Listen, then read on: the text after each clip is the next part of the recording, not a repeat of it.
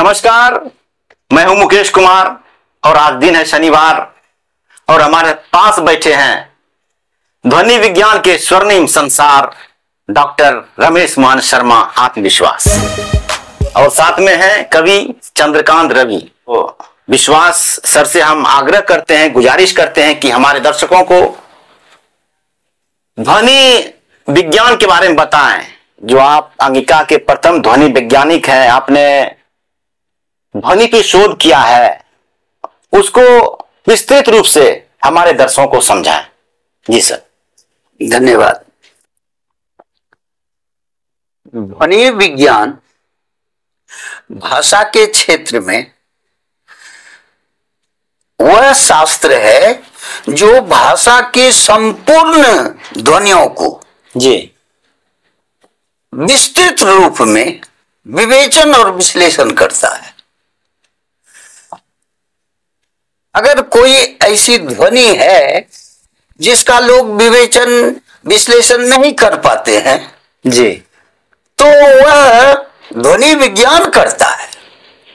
अच्छा अच्छा अच्छा।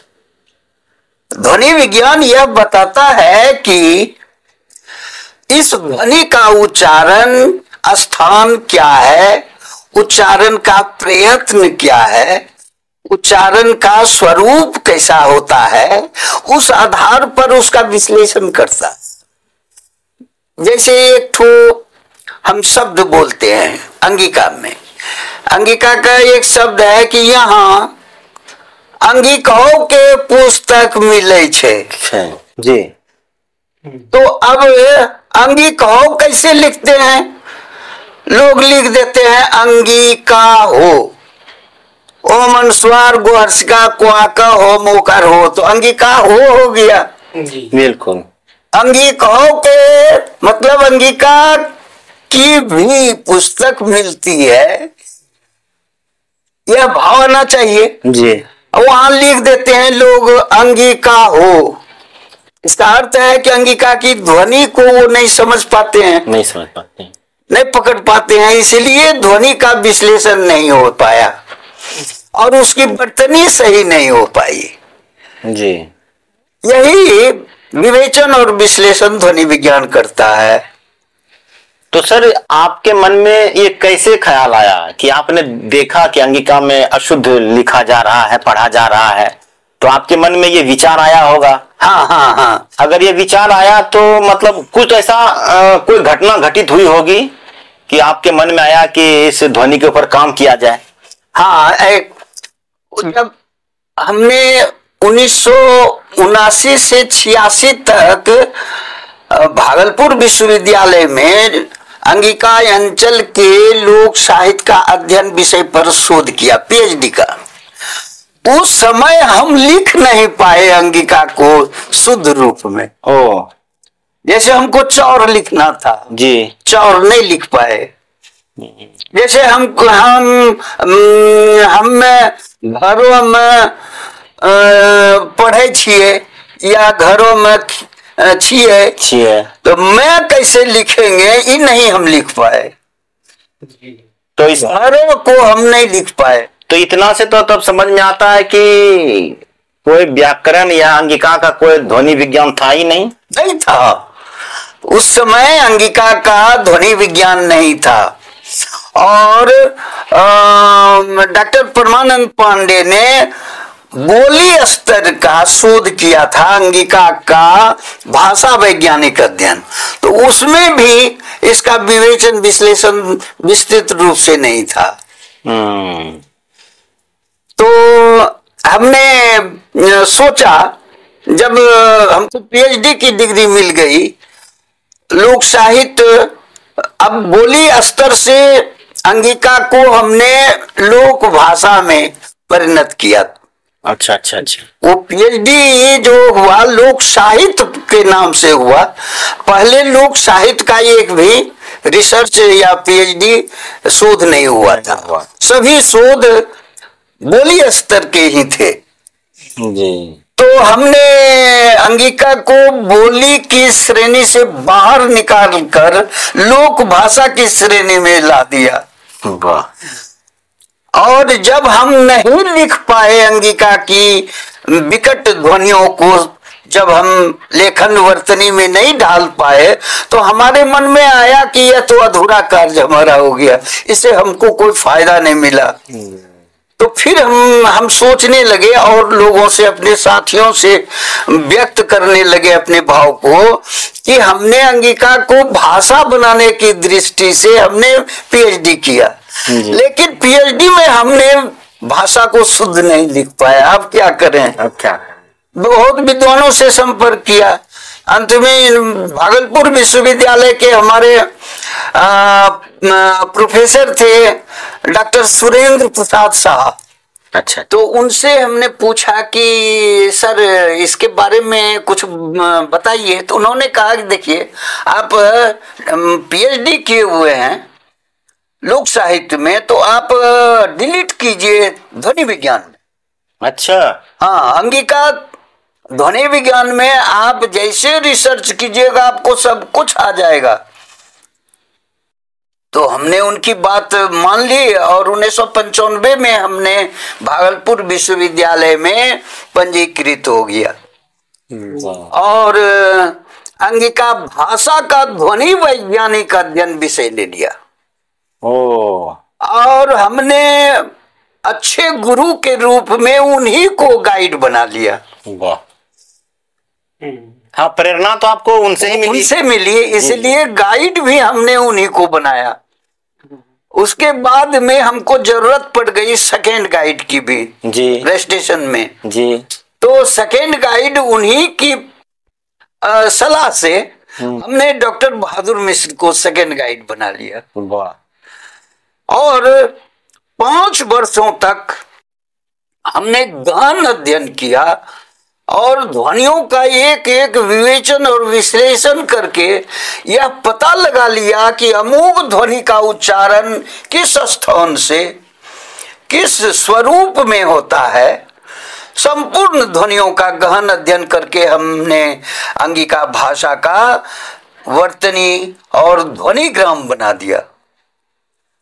तो सर, जैसे ये क्षेत्रीय भाषा है, तो जितने भी क्षेत्रीय भाषा हमारे बिहार में है, चाहे हमारे भारतवर्ष में, तो सबका एक अलग अपना अपना ध्वनि विज्ञान होगा।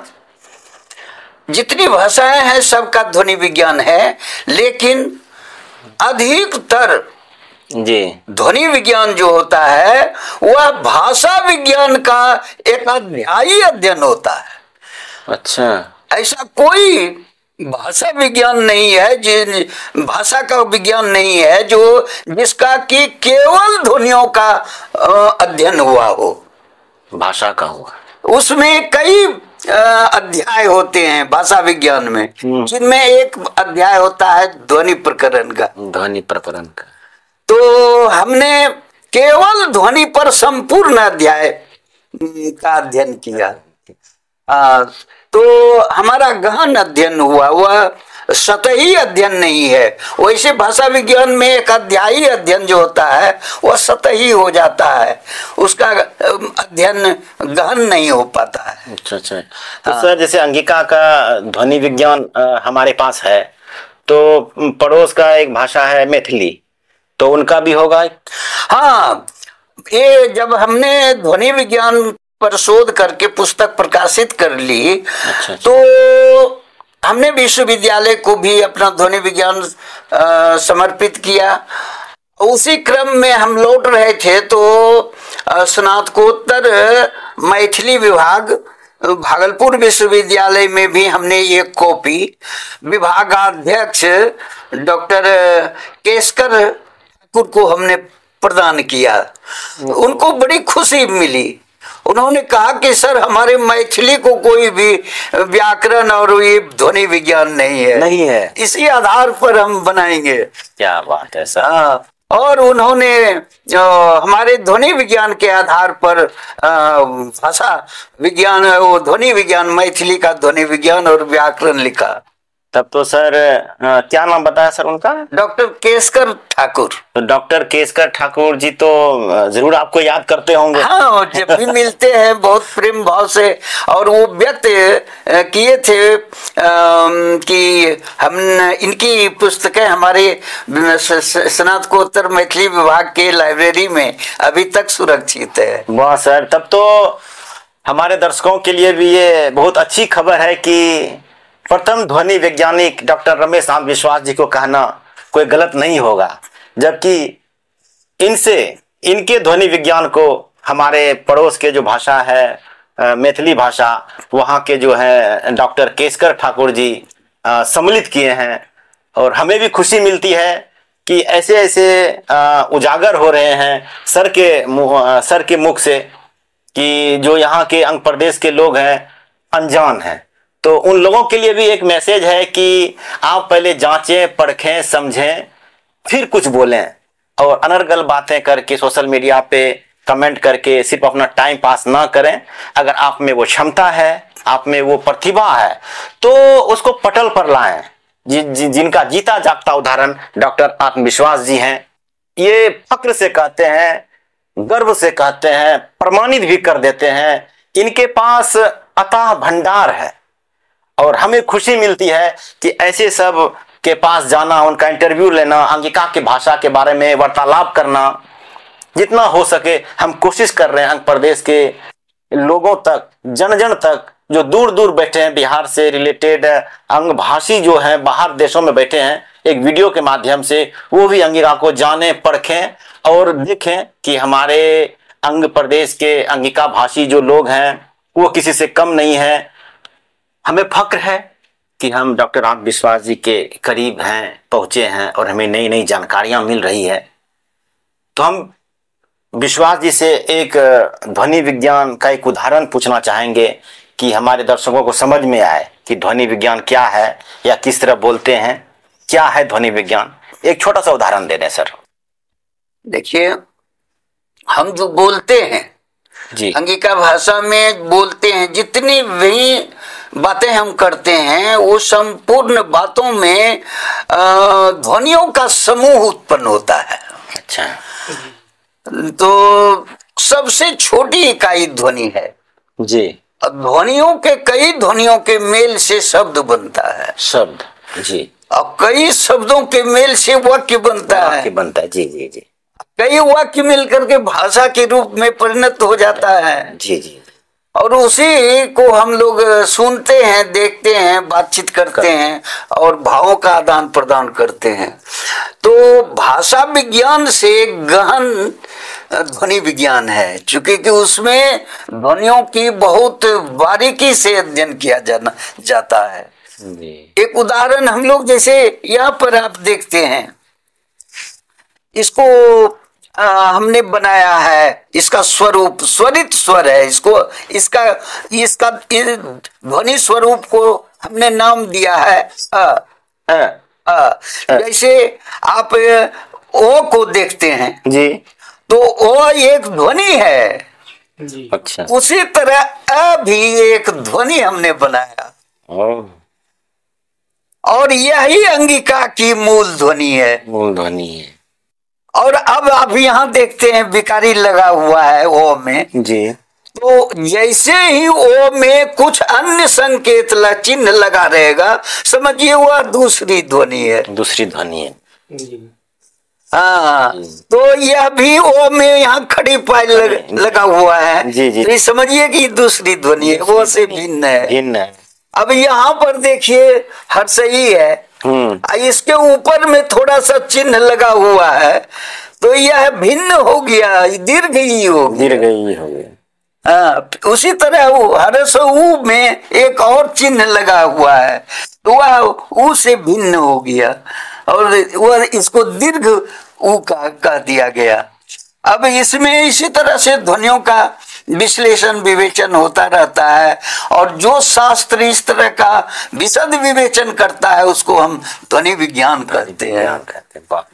तो सर अगर कोई प्रशिक्षण लेना चाहे तो इसके लिए क्या क्या करना होगा? प्रशिक्षण तो हम प्रत्येक रविवार को रखे हुए हैं, और संजोग बस अगर रविवार से पहले भी कोई आ जाते हैं, एक भी व्यक्ति आते हैं, तो मैं उनको प्रशिक्षित करता हूँ। मतलब अंगिका की सेवा में एकदम बढ़ चढ़ कर आप हिस्सा लेते जी जी जी जी। हैं। कहा जाए तो सर, अंगिका जैसे प्रथम ध्वनि वैज्ञानिक है, तो इस मामले में आप ये खुद विश्वविद्यालय हैं, और ये जन जन तक पहुंचना चाहिए संवाद। और अंगिका के जितने प्रेमी हैं, भाषा प्रेमी हैं, जरूर एक बार डॉक्टर रमेश आम विश्वास से जुड़ें और अंगिका को बेहद करीब से जानने का मौका पाएं। धन्यवाद।